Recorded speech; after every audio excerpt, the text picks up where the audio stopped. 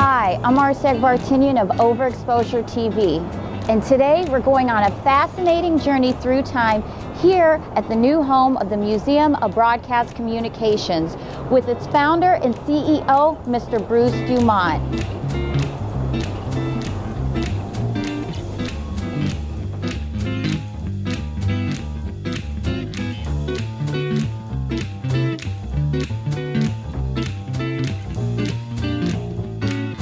Mr. DuMont, thank you so much for your time today and for inviting us into your facility.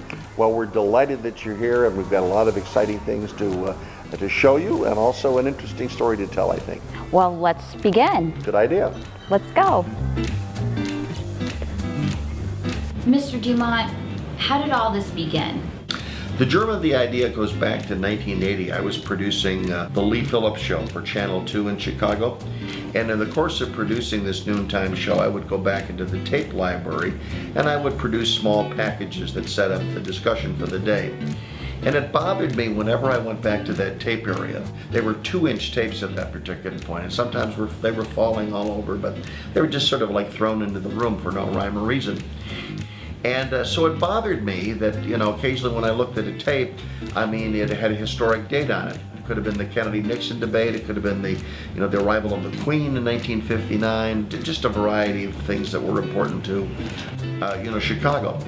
And if I wanted to watch anything, I could take the 2-inch machine and a buddy of mine in the tape room, he'd string it up in the afternoon, and I could watch whatever I wanted. But it bothered me that so much history was just sitting there, and people were not going to get an opportunity to ever watch it in the future. So I assumed that if that was happening at Channel 2, it was probably happening at the other stations in town as well.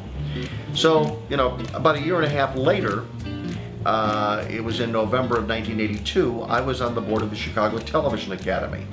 They were looking for a way to commemorate the 25th anniversary of the chapter. And I raised my hand and I said, I think there should be a broadcast museum in Chicago. And the president said, DuMont, you're a committee of one. Go ahead and work on it. And that's how the idea began.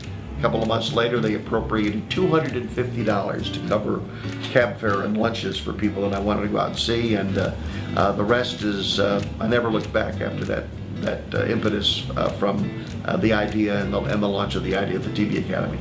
What inspired you to build such a fascinating facility here?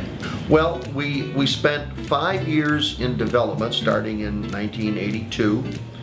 We opened in 1987. The idea had its first home at River City at 800 South Wells.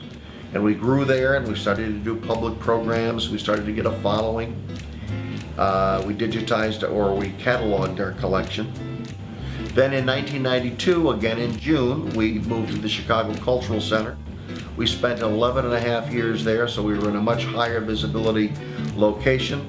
Drew about 225,000 people in our final year at the Cultural Center. The opportunity came to get our own building and to begin the process of getting our own building. And so in 2003, we bought this building. It was a parking lot, a structured parking lot, and we ended up with this magnificent building with the capital fundraising that we did. And we were able to open the museum again in June of last year, of 2012.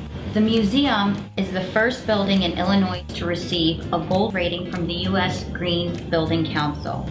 Could you talk a little bit about that? The Illinois Clean Energy Community Foundation, they believed in what we were doing because ours was a process where we could educate construction companies and architects which means I've had a gold lead advisor helping me make every environmental decision that has gone into this building for the last 7 years. Again, one of the first museums really in the United States to be built to a gold lead standard.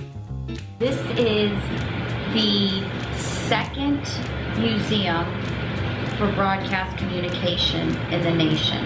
How does that make you feel? I do recall a very important meeting that I had shortly after we opened with William Paley, who was the founder of CBS. And he was the founder also of the Museum of Broadcasting, as it was then called.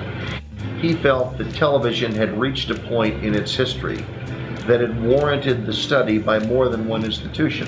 A lot of people don't know, in addition to Walt Disney and Bert Tillstrom and a lot of Betty White, that the true greats, many of the true greats are from Chicago.